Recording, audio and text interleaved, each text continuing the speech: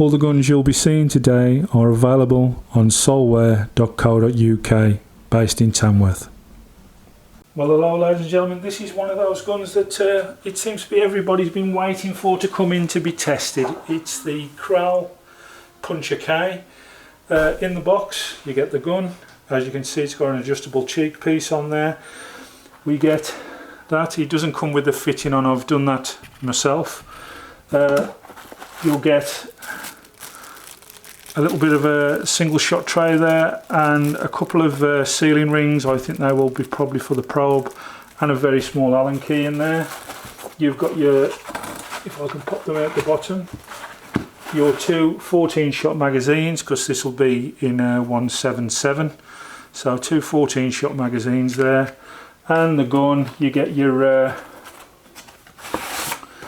PCP manual in there as well. You also get your test figures all around the 11.5 mark. As we know, the Krals are never that, so we'll put it over our chronograph and we'll test it ourselves. And you also get a range right manual, which is always seems to be in the Kral stuff. You always get the range right manual as well with the, well, the range right catalogue it is really. But yeah, shall we get the gun onto the bench and we'll have a better look around it? Okay, we have the Kral on the bench. Little things that I've spotted straight away.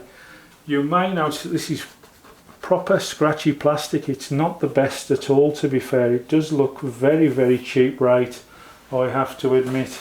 It's one of the poorest bits of plastic I've ever seen on a Kral gun, to be honest with you. And that's saying something. It looks like it's got the same tank that you would take off the MP03. I would say they've stolen the barrel probably off the Lyra K. Trigger will be two-stage adjustable, nice and comfortable. If I spin him round just a second for you, as you can see, it's a side lever. Got a side lever there. You've got your power adjustment here, safety there. Your filler probe is, pull this cap off here at the end. As he runs away from us. Oh. But yeah, it's a Kral fitting onto there. You will have to fit your own quick fit Foster section like I've had to do to this one. And your gauge on this, your manometer, is there right underneath at the bottom. So, scope fitting on this, you will need, you've got the choice there. You can have a standard fitting, it's a bi-rail, so Picatinny or Weaver fitting for your scope, which is always handy. Besides that, all in all, it just looks like it's not very well put together, to be fair. Little things like this, and I'm going to bring it closer up. Can you see how they finished the butt off there? Look, it looks like it's still got overhangs of shredding on. Just very cheaply done. Very surprised for Kral. Usually their stuff is usually very nicely made and put together, but this plastic on here, the synth, it's that's very cheaply done too. I mean, this is one of their new guns that's just going to be released, and to be quite honest with you, they've not really gone to town, and it just looks like they've been at the parts bin. This butt end reminds me of the butt end that we had in one of our cheaper guns. I'm trying to think what the name of it was now. But that was like 1970s plastic toy.